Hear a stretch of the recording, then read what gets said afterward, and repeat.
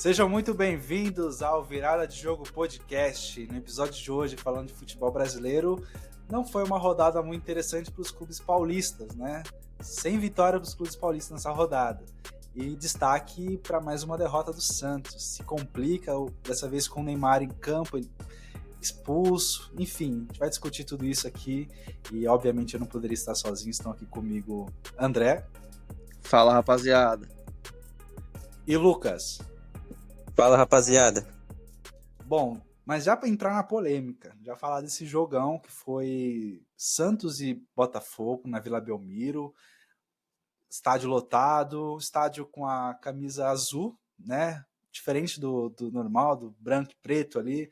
O Santos trouxe a versão da camisa 3 desde 2012, né? Na saída do Neymar, e agora fizeram essa homenagem de volta pro Príncipe, é como está escrito na camisa, Príncipe.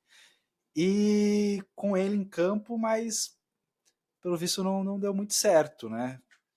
Santos jogou muito, hein? Vou falar isso, a gente vai debater isso. O Santos jogou muito contra o Botafogo, não esperava um jogo desse, um apoio da torcida também, mas a derrota veio no final, uma derrota amarga, com um desvio ali, né? Um cruzamento que parecia despretensioso, mas ela vai para o fundo da rede. Mas eu quero ouvir do Lucas, primeiramente aqui. Nosso integrante estava lá na Vila Belmiro e consegue trazer para nós uma visão diferente. Teve muito apoio da torcida nesta derrota do Santos no domingo na Vila?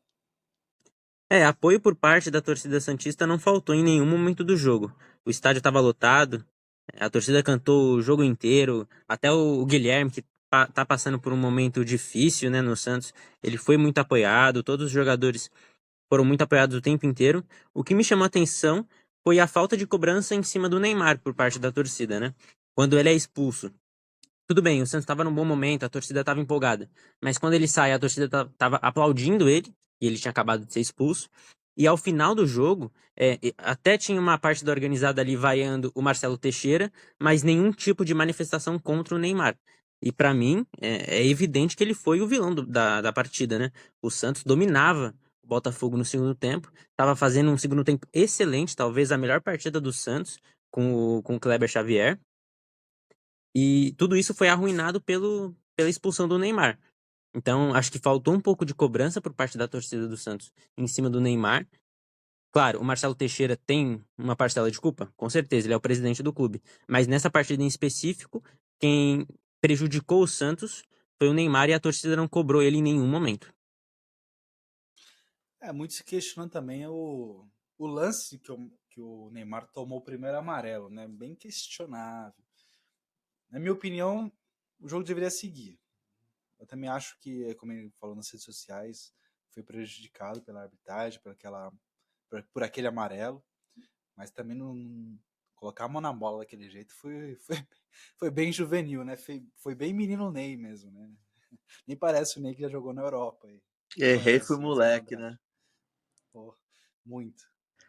Cara, eu acho que os dois lances foram para amarelo mesmo. A falta que ele comete em cima do Jair também foi falta dura e burra, porque o cara tava indo para trás. O cara zagueiro, no campo, falta no campo de ataque. Para que ele fez isso? E eu acho que foi para amarelo a falta no Jair, tá? Ele não pega a bola, ele só acerta o jogador. Eu acho que o juiz Dá acertou em dar o amarelo. Dá uma cacetada no Jair lá, pô. Aí o argumento dele é o quê? Foi a primeira falta. Mas nenhuma regra diz que primeira falta não pode dar amarelo. O cara Exatamente. acertou só o cara. Aí no lance da mão a gente não precisa nem falar, né, velho? Aquilo ali foi um absurdo. O cara, ele achou o quê? Ninguém ia ver? Oi. Acho que o Neymar ficou muito pilhado também nesse jogo, né? Tem até aquele movimento que ele aponta para a torcida do É. Botafogo. Então acho que ele meio que entrou muito na emoção do jogo e esqueceu das regras básicas. Até porque o Santos Mas estava tudo. jogando muito bem, né? Então é natural ele se animar e tal. Pô, a partida do Santos foi excelente, cara, principalmente no segundo tempo. O Zé Rafael entrou muito bem nesse time do Santos, então acho que é normal ele se animar um pouco mais, só que, pô, ele tem que se controlar, né, cara? Não, e todo jogo a torcida adversária entra na mente. O CRB lá xingando ele fez lá gesto pros caras. A torcida do Botafogo, minoria na Vila, consegue destabilizar o Neymar. Não dá, cara. O time nessa situação aí não pode ser o destempero dele, não pode ser maior que a vontade de tirar o clube do Z4. Lembrando, o Santos está indo em 18º. Vai dormir na zona e, cara, tem 2 jogos aí até a pausa da Copa do Mundo e a probabilidade do Santos passar esse mês inteiro aí até o fim da Copa do Mundo na zona é grande. E quando voltar, só vai pegar Palmeiras de frente. Palmeiras louco para recuperar a liderança, vai pegar o Santos, pô, vai passar o carro se nada mudar. Mas uma coisa é verdade, teve muita evolução no trabalho do Kleber Xavier, o Santos está jogando muito bem ali, né? Acertou a lateral direita, colocou o Escobar na lateral direita, né? O menino da Vila Souza assumiu a titularidade na lateral esquerda. Para mim, se for nesse esquema aí, tá bem arrumada. Pelo menos essa parte defensiva do Santos, que tava penando na lateral direita com o Léo Godoy, que, né, acho que nem para a Série B servia e tava fazendo feio, tava fazendo um papelão na lateral do Santos. Então tem muito a crescer, sabe? Mas vai depender muito agora de como vai ficar a imagem do Neymar na Vila, para os torcedores, se ele vai renovar ou não. Porque se o último ato dele com a camisa do Santos for essa expulsão ridícula, que se fosse o Neymar de 20 anos, até poderia passar um pano e falar, pô, é moleque, com os nervos da flor da pele, mas um Neymar experiente, 33 anos, rodado, ganhou de tudo pelo mundo aí, né? O VAR não tem 5 dias que foi implementado, já tem anos que tá aí, então ele sabia que ia ver. Se o árbitro não visse ali na cara, o VAR ia ver e ia chamar. Então, assim, O é, pessoal até comentou de que talvez foi um gesto de ele tentar se proteger do chute, né? Que logo em seguida o ah, chute bateu na canela, bateu na cabeça dele. Mas não acho, não. não, Foi malandragem demais. nitidamente ele põe e empurra a bola. Tá Eu louco, acho que dá pra é ver. automático do cara, né? Ele quer fazer o gol até com a mão, é meio que é instintivo quase. Eu acho que é mais por isso. E o Lucas falar de que a torcida, né, apoiou o Neymar, acho que ficou muito entusiasmado pelo jogo, né, que o Santos apresentou na Vila Belmiro, bem diferente das últimas partidas. E mas aí ver a mídia batendo no cara, o Neymar entregou muito pelo Santos. Ele tem muito crédito com o Santos aí. Não é isso, não é uma derrota e uns 3 pontos que vai tirar isso, né, na imagem dele pelo Santos. O complicado aqui que a gente está falando do Neymar, que a gente comentou bastante até em off, foi a situação de que, meu, e se essa for a última imagem do Santos na Vila Belmiro, né, como jogador do Santos? Isso fica feio. Acho que isso a torcida do Santos não quer de jeito nenhum, né? Mas se isso for verdade, se o Neymar não renovar com o Santos, essa segunda passagem que é, né, por ele no clube, catastrófica. Né? Eu custo acreditar que o Neymar não vai renovar, né, cara? Porque o pai dele disse que tem mercado, mas fica difícil, porque é um jogador que ultimamente não vem correspondendo, né, em campo com o físico em dia. Então os outros clubes não vão olhar e também porque não é uma opção muito rentável. Ele é um cara que não joga muito e acho que esse tanto de regalia e essa atmosfera favorável ele só vai encontrar no Santos. Ele sabe disso. O momento não é bom, mas eu acho que ainda assim é o melhor lugar para ele ficar, caso ele esteja pensando em forçar uma saída não, em sair após o contrato acabar. Ficaria muito surpreso em saber onde ele iria jogar, porque não vejo outro cenário a não ser ficar no Santos. E isso é verdade. Se o Neymar sair do Santos com essa última imagem, eu não sei nem se a idolatria lá do passado vai salvar o respeito que o torcedor tem por ele. Eu conheço um time que talvez contrate ele, o Fúria. Não sei, que vocês acham que ele seria contratado? Não, com esse time Ah, ele já tá com o contrato renovado, vai ser o parceiro do Chris Guedes na Kings League. e se bobear, ele vai para Paris lá, hein? Vai ter o Mundial lá, acho que é Mundial. Com essa, ele não vai jogar mais pelo Santos agora, até acabar o contrato, então ele pode ir para Paris lá, reforçar o Fúria. A situação do Neymar não está fácil. Ele falou bastante aí, né? Acho que após o dia 12 vai ter uma resposta. Então a torcida do Santos fica aí na expectativa e na contagem dos próximos dias É antes da Copa do Mundo esse anúncio? É antes, né, da Copa do Mundo de Clubes. Não, ele falou que vai depois do dia 12. Então depois do dia 12 vamos ter a resposta. Porque do dia 12 em diante ele não vai dar mais entrevista. Ele não vai aparecer mais, assim, não vai ter jogos, né? Então, vai ser Mangaratiba, não sei se ele vai para Paris, não sei se ele vai. Não sei, você não se sabe vai saber o paradeiro dele, né? Estão falando que ele quer Mas fazer uma viagem pra Barcelona, não sei se é verdade isso aí. Barcelona acho difícil, viu? Nossa, acho complicado. Pra não dizer sem chance, cara, de ir pro Eu, Barcelona. eu também acho que tem chance. Acho que ninguém quer ele lá. E ele não vai barato. Seria uma mancha no trabalho do Hansi Flick, né? Do ótimo trabalho que ele fez na última temporada, com o time montadinho. Não tem espaço pro Neymar, não. É até estranho falar isso, mas não tem espaço pro Neymar no Barcelona atualmente. Não tem. Não, eu acho que assim, se ele tivesse bem e ele fosse com um salário ok, mas ele não vai abaixar os ganhos dele. Ele não vai dar colher de chá pro clube. Para clube nenhum, nem ele, nem o pai dele. Os caras sabem ganhar dinheiro, sabem fazer dinheiro, isso aí todo mundo também já sabe. E quem que vai querer pagar alto para um jogador que pode ser que nem jogue tanto, ou jogue aí em 6 meses joga 5 jogos, 10 jogos? Não dá. Um clube como o Barcelona não pode fazer uma operação dessa. Seria um grande tiro no pé.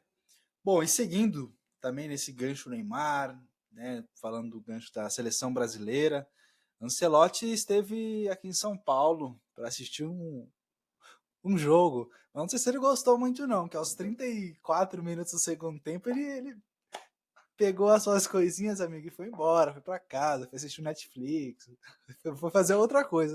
Ele Porque veio assistir pagar os aquele... pecados, né? Foi, cara, porque assistir aquele Corinthians e Vitória foi tenebroso aos olhos do torcedor e do Carlo Ancelotti, novo treinador da seleção brasileira.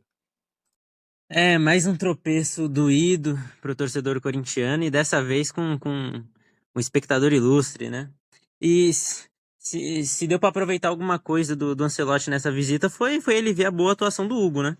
Acho que foi a única coisa que se salvou, porque a partida do Corinthians não foi horrorosa, até que criou algumas chances, pra mim merecia vencer, porém é aquilo, sem o Garro entrou só no segundo tempo, então sem Garro no time titular, sem Yuri, sem Carrilho, você vê que falta muito talento no meio de campo, falta criatividade, é um time muito pobre e o Memphis também não estava em um dia inspirado, faz alguns jogos que ele não está em dias inspirados. E as chances que o Corinthians criou caiu no pé e na cabeça de jogadores que não souberam finalizar, não souberam aproveitar as chances. No caso, o Thales Magno e Hector Hernandes, que faz tempo que também não jogam bem, né? O Thales Magno fez um bom Paulista, mas depois disso caiu muito. E agora é torcer para crise que afeta o Corinthians não impactar tanto assim no campo, porque com certeza é difícil, né? Você ser um jogador e não saber quem é o presidente do seu clube, não saber se você vai receber o salário no mês que vem.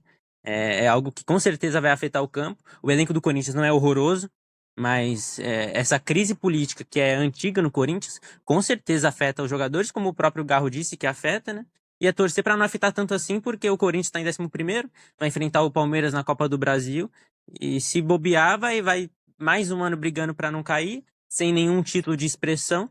Essa é a nova realidade do Corinthians, e só vai mudar quando as coisas internamente, quando as coisas na questão administrativa melhorar. Aí no campo vai melhorar. Enquanto fora de campo, enquanto nos bastidores do clube continuar essa zona, ligação com o PCC, presidente que e volta, vai e volta, vai continuar a zona dentro de campo também. Se a zaga do Corinthians proteger a área como o vice-presidente protege a cadeira da presidente do Corinthians, eu acho que tem tudo para dar certo, Corinthians. Aí Não o toma Corinthians gol. não toma um gol em todo ano, né? Aí é nível Maldini e Baresi, né, a zaga. Chama a polícia militar, chama quem for, não deixa o Augusto Melo sentar que não pode.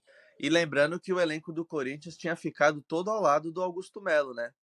Lá atrás, quando estava começando a sair informações sobre o caso Vai de Bet, e aí depois eles tomam um baque, né? Porque vê que o mandatário do Corinthians tinha ali possivelmente ligações com o PCC, cometendo crimes ali gravíssimos. Então deve ter ficado estranho, pelo menos, né? No mínimo estranho o clima no vestiário do Timão. Com certeza, cara. O time até se mobilizou no Instagram para demonstrar o apoio pelo Augusto, e não só o time, a torcida abraçou muito isso, porque. E é aquilo, não é nem pelo Augusto, não é nem pelo Augusto ser o cara mais capacitado, ser o homem mais inteligente do mundo. Não, ele mal sabe se comunicar, você vê que ele é bem limitado. Porém, quem estava disputando com ele nas eleições, o chamado outro lado, é péssimo. E a gente já viu que é péssimo. A gente só não sabia se o Augusto ia ser péssimo ou não, e ele tá se provando ser péssimo. Aliás, o que a gente achava que não ia acontecer, que era a volta da renovação e transparência no poder no Corinthians, essa volta aconteceu por vontade do próprio Augusto Melo, porque o Osmar Stable, que hoje é o presidente do Corinthians, se é que existe um presidente, ele foi colocado como vice-presidente pelo próprio Augusto.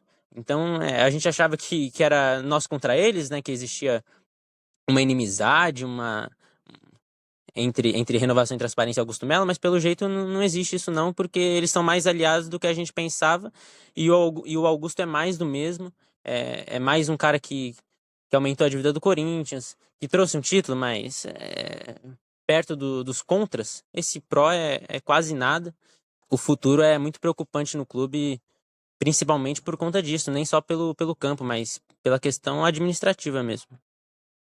Uma situação complicada para o futuro do Corinthians agora é que nós já tivemos, inclusive no dia de hoje dessa gravação, os sorteios, né? O Corinthians que não esteve nos sorteios da Sul-Americana por ter sido eliminado, esteve nos sorteios da Copa do Brasil e vai encontrar um velho conhecido, acredito que o maior rival, né, do Corinthians, que é o Palmeiras. Vamos ter um replay aí de como é que foi a final do Paulista dessa edição, deste ano. E o Palmeiras vai vir com todo o gás aí para equilibrar esses últimos confrontos aí. Situação complicada, porque o título do Brasileirão é muito difícil para o Corinthians, essa é uma realidade. Acho que a torcida nem cogita isso. Muito complicada mesmo. E a Copa do Brasil, que seria ali uma alternativa ao que resta para essa temporada, encontra um time muito forte do Palmeiras, né? Não é impossível. A gente viu isso no final do Paulista. Mas vai dar trabalho, hein? 2 jogos aí, o Palmeiras que cada vez mais vem equilibrando. A gente vai até falar do Palmeiras que perdeu nesse jogo pro Cruzeiro, né? Não é um time invencível, não é imbatível, mas dá muito trabalho. Dá muito trabalho. E o jogo de volta, para piorar, é no Allianz, que a gente sempre comenta que o jogo, decidir em casa é uma vantagem nesses jogos de mata-mata. Não basta a falta de sorte na política do clube, até nos sorteios o Corinthians tá dando azar, né? E o Palmeiras é franco favorito. Vai decidir em casa, tem um elenco melhor, tem um trabalho mais sólido. Até agora o trabalho do Dorival não deu liga. E se o Corinthians passar, é milagre. Porque realmente, pelo que o Corinthians está demonstrando dentro de campo, por todas essas polêmicas, o Palmeiras passar é o que provavelmente vai acontecer, a não ser que aconteça algum milagre, alguma melhora repentina no Corinthians até o jogo contra o Palmeiras pela Copa do Brasil. O Corinthians vai ter tempo, né? Pelo menos para reorganizar as ideias, para ver o que vai, se vai ter presidente, se não vai. Tem que ver também se até a volta do Mundial o Corinthians ainda vai estar existindo, né? Porque do jeito que as coisas estão acontecendo, tudo tão coisas malucas, né? Impeachment, os caras recorrendo à polícia, ligação com o PCC, então tá um bolo danado. E vai pegar um Palmeiras também que vai ter disputado lá o Mundial, né? Vai fazer a sua participação, né? Cumprir tabela, fazer os seus jogos lá. Também não deve ter grande chance de avançar pelos adversários pelas, né, potências que vão ter nesse campeonato, provavelmente não vai ter vida longa e vai vir com sede de vingança para o Brasil, né? Aí os times brasileiros que lutem para sobreviver aí, porque aqui no Brasil o Palmeiras é o tubarão, né? Vai tentando ali, vai papando os títulos e para eles já virou rotina, já virou normal. Vai pegar o Corinthians em numa fase que a gente não sabe nem o que é que tá passando lá dentro. É uma crise institucional e e que logo pode começar a refletir dentro de campo. Pela bola que o Corinthians joga hoje, pela bola que o Palmeiras joga hoje também, apesar de ter perdido pro Cruzeiro, por exemplo, o Corinthians só vai passar do Palmeiras do jeito Corinthians. Com o Hugo fazendo milagre, como foi na final do Paulista, com a torcida sendo o 12º jogador, fazendo cera, jogando sinalizador no campo. E olha que dessa vez, como a decisão vai ser na casa do Palmeiras, então nem o fator torcida vai ter, é ainda mais difícil pro Corinthians. Vai ter que segurar tudo lá em Itaquera no primeiro jogo, tentar achar um golzinho e depois ir pra guerra na casa dos caras. Vai ser É, desse jeito. Os times do Dorival normalmente são muito bons defensivamente, e é algo parece que ele tá arrumando no Corinthians. E o Corinthians vai ter que se agarrar nisso porque a chance de classificação do Corinthians é no detalhe, sabe? Então tinha que chamar o professor Silvinho, que ele conhece o detalhe. Saudades do Silvinho, torcedor corintiano. A situação não tá fácil não para o que resta da temporada do Corinthians, né? E eu acho que tem muitas surpresas, né? Esse lance aí da crise institucional do Timão tem para trazer. Agora, um clube que apresenta uns 2 ou 3 estilos de futebol diferentes na mesma temporada é o São Paulo do Zubeldia, né? São Paulo do Zubeldia que se classificou em primeiro na Libertadores, no grupo da Libertadores, jogando um futebol apresentável. No Brasileirão é totalmente diferente, amigo. São Paulo enfrentou o Bahia com lei do ex. O William José jogou pelo São Paulo nos anos de 2011 a 2012. Levantei aqui que ele fez 16 gols pelo São Paulo. Teve uma passagem interessante. E ele cravou ali 2 gols no São Paulo. Segundo o Luciano em entrevista, foi uma falta de desatenção por parte do clube paulista. E com o Luciano também, de pênalti, que o São Paulo teve um pênalti ali que, na minha opinião, foi bem marcado. O Luciano converte, ele que entre essa molecada, né? Porque o São Paulo também, como a gente falou do Corinthians, sofre com muitos desfalques. Lucas, Oscar, a gente tem o Caleri, né, que vai ficar essa temporada inteira fora. Então, em questão ofensiva, o São Paulo tá jogando com moleques, né? O Luca entrou nesse jogo, o Rian Francisco foi titular, e o Luciano, entre essa molecada, é um dos mais experientes e converte ali o pênalti, mas ficou por isso mesmo. O São Paulo ficou atrás no placar, e foi a primeira vitória do Rogério Ceni contra o seu ex-clube, né? Um clube onde ele é ídolo. E o São Paulo fica agora numa zona bem complicada, né? Porque os sorteios das Copas saíram. São Paulo tem jogos difíceis aí pela frente. Vai enfrentar o Atlético Nacional na Libertadores, onde tem um histórico complicado, né? A última vez que o São Paulo enfrentou o Atlético Nacional foi em 2016, com uma eliminação, né? Que levou o título do Atlético Nacional naquela temporada, ou seja, perdeu pro campeão. Mas foi um massacre. Naquela época, quem jogava muito bem foi o Borja. Fez 4 gols, 2 no jogo de ida e 2 no jogo de volta. Então, São Paulo volta ali a enfrentar um velho conhecido. Eu acho que o São Paulo no Brasileirão tá brincando com o perigo, né? Tem muito clube ali também que tá perdendo bastante, tá mal também. Mas assim, se continuar com essa briga contra a vitória, contra o triunfo, vai ficar muito difícil para o São Paulo também não entrar nesse bolo para lutar contra o rebaixamento. É verdade que não perdeu tantas vezes assim, mas são muitos empates acumulados e poucas vitórias, né? Então acho que o São Paulo não faz uma campanha no Brasileirão sólida e pode ser que se complique aí ao longo do caminho. A gente sabe que o Brasileirão ele é traiçoeiro, ele pega de surpresa. Então é bom o Zubeldia aí abrir o olho. Lógico que a Libertadores é importante demais para o clube, né? Tem tradição, 3 títulos aí, em busca do Tetra. Mas não adianta nada tentar ser Tetra, dar tudo de si na Libertadores e ficar naquela situação constrangedora e talvez até fatal no Campeonato Brasileiro.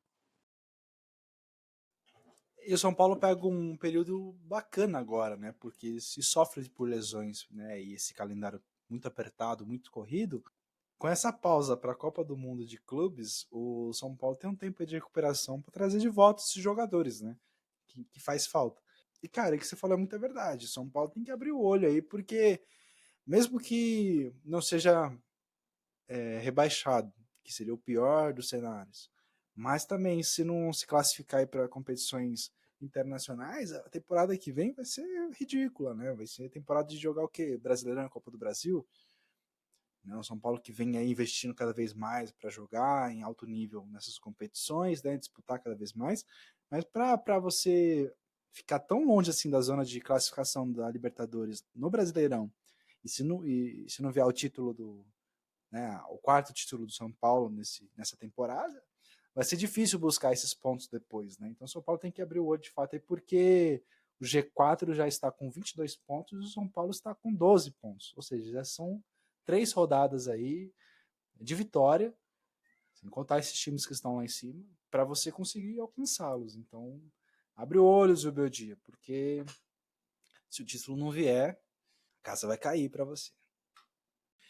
E também na Copa do Brasil, o São Paulo enfrenta, né, o Atlético Paranaense. O Atlético Paranaense que atualmente está na Série B, mas historicamente é um time que dá muito trabalho, né? É um time muito copeiro também. E o jogo de volta é lá em Curitiba, lá no Paraná, na casa do Atlético.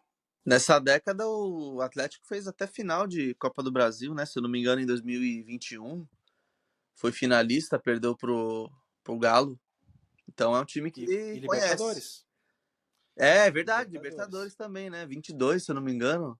Perdeu Então é pro um time. Flamengo. É. Sempre perdendo. Né? A Copa do Brasil não tem como, né? Não perder para brasileiro, mas perdeu pro Mengão na final da Libertadores. Mas o Atlético conhece o caminho também da vitória nas Copas. Inclusive a final de 2005, que São Paulo foi campeão da Libertadores, foi em cima do Atlético Paranaense. Foi uma goleada, né? Tudo bem. Mas o Atlético sempre bate na trave. Sempre tá ali disputando contra os grandes. É um time chato. Um time que costuma atrapalhar. E falando um pouco do Bahia, uma vitória importante pro time tentar recuperar o caminho das vitórias, né? Começou a temporada muito bem e oscilou. Nos dois jogos anteriores a esse contra o São Paulo, o Bahia perdeu, um pela Libertadores e um pelo Campeonato Brasileiro, uma eliminação muito traumática pro Bahia, que fez uma boa fase de grupos, né? O Bahia saiu na frente na Libertadores em 5 dos 6 jogos, porém só venceu 2. Então era um time que começava bem os jogos, era um time que conseguia competir, porém deu azar de cair no grupo da morte e foi eliminado. Porém, no brasileiro, o time continua muito bem e essa vitória pode ser importante pro Bahia tentar, quem sabe, disputar o título. Eu acho que tem time para isso. Pode tentar disputar o Campeonato Brasileiro. E, de qualquer forma, essa vitória é crucial pro time tentar voltar aos trilhos. Quem deu uma bela escorregada nesses últimos 2 jogos foi o Palmeiras, né? Que era líder, isolado, poderia até distanciar mais no último jogo contra o Flamengo. E o que encontrou foram 2 derrotas. O Abel saiu bravo aí, empurrou até cinegrafista. A gente até pode comentar disso, cara. Eu acho muito deselegante da parte do técnico português, porque fica nítido ali que ele não sabe perder, né?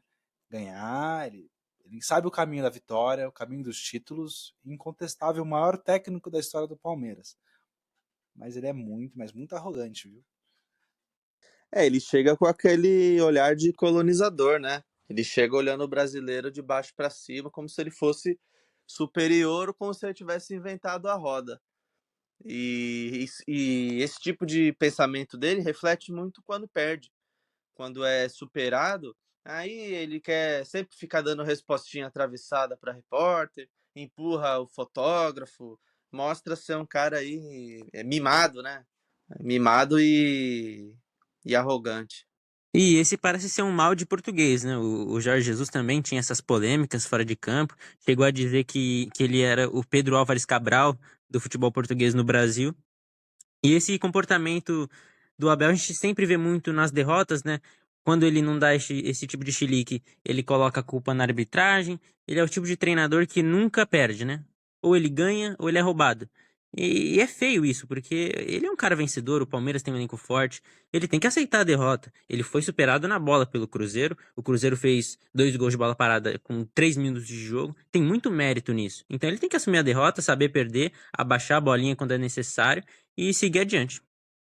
Do jeito que esses treinadores portugueses fazem, parece que são eles que têm 5 estrelas, né, na camisa da seleção.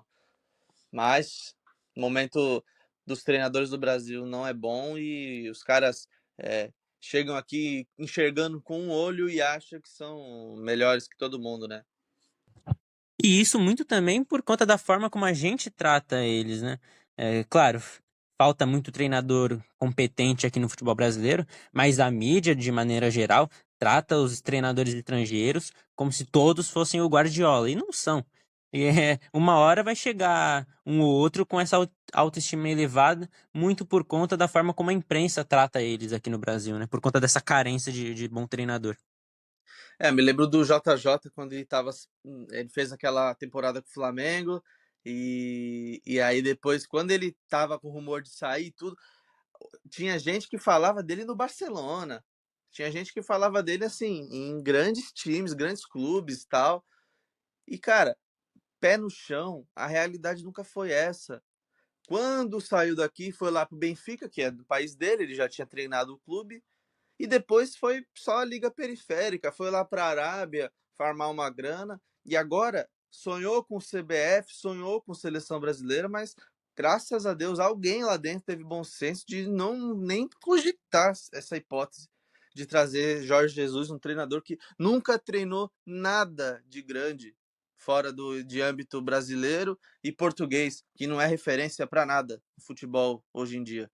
Então, acho que realmente, né, a gente tem aí o Ancelotti chegando, que é um cara que se provou em diversas ligas, é multicampeão de Champions, e esse sim é um cara que a gente tem que olhar como uma pessoa que vai mudar os rumos do nosso futebol, pelo menos da nossa seleção, né? Agora, esses caras aí que fizeram. É, Abel Ferreira, por exemplo, nem relevante lá no país dele ele era, ele veio para cá, treinou lá, acho que na Grécia, não sei. Conquistou muita coisa aqui no Palmeiras, mas não dá para chegar com essa panca toda aí como se fosse o Guardiola, né? Eu sinto até que o Abel tem um medo de sair do Palmeiras e não conseguir esse sucesso aí fora. Eu fico me perguntando se ele, por exemplo, treinar um time mediano ali na Premier League, ou até mesmo em algum outro campeonato, não pegando, obviamente, o melhor time do campeonato, se ele vai conseguir manter essa consistência que ele conseguiu no Palmeiras. Assim, ele teve um conjunto muito bom no Palmeiras, né? O Palmeiras veio de uma renovação ali administrativa no clube, quitando suas dívidas, estádio novo, né, chegando, um time conseguindo comprar os jogadores, investindo muito bem na base, teve muitos acertos na base. Isso também passa na mão dele, que soube aproveitar os jogadores. Então foi um conjunto. Eu não acho que seja o Abel isoladamente. Foi um conjunto do Palmeiras ali, porque eu acredito que se ele tivesse chegado no Palmeiras em temporadas passadas, ele não conseguiria ter feito tudo isso. Muito mérito dele. Sim, obviamente, vamos entrar nesse quesito. É o maior treinador na história do Palmeiras. Só que ele também tem que dar graças a Deus aí de ter pego um Palmeiras muito bem estruturado. A gente falou bastante do Corinthians também, né? O problema que a administração causa no campo e tudo mais. Ele chegou no Palmeiras que não teve problema. A Leila estava ali do lado dele. Acho que ele chegou antes da Leila, Antes se não da me engano. Leila. E ele já tinha uma estrutura muito, muito boa. E agora o Palmeiras deixa pontos no caminho que agora vê o Flamengo recuperar e se estabelecer na classificação, porque o Flamengo não venceu o jogo contra o Fortaleza. Ele atropelou o Fortaleza do Vojvoda. Diferente, uma vitória, a gente até brincava, o Jorge Jesus falava, um é casual, dois acontece, 5, como ele fala, Vojvoda abre o olho, hein? Com Fortaleza vive fraturas. uma e com fraturas. O Fortaleza vive uma situação muito complicada para um clube que a gente até comentava nos bastidores, né, nas últimas temporadas, que vinha trazendo um futebol que atrapalhava esses grandes. Venceu o Palmeiras, vinha atrapalhando outros clubes gigantes aí, mas agora a crise chegou em Fortaleza. Rebaixou o Santos, o Fortaleza, né? 2023 teve um papel importante aí. Pode ser que esse ano o Fortaleza que volte para a Série B, né? Porque o trabalho do Vojvoda com esses jogadores não tem evoluído. A promessa do presidente lá é de bastante troca no elenco, né? Mas vai manter o técnico até o final. Ele vai meio que assim, né? Se for cair, vai cair atirando com o Vojvoda e não vai ter muita escolha, não, para mudanças, né, no interno do Fortaleza. E no lado do Flamengo não tem como não destacar a brilhante fase do Arrascaeta, né? Disparado o melhor jogador do campeonato.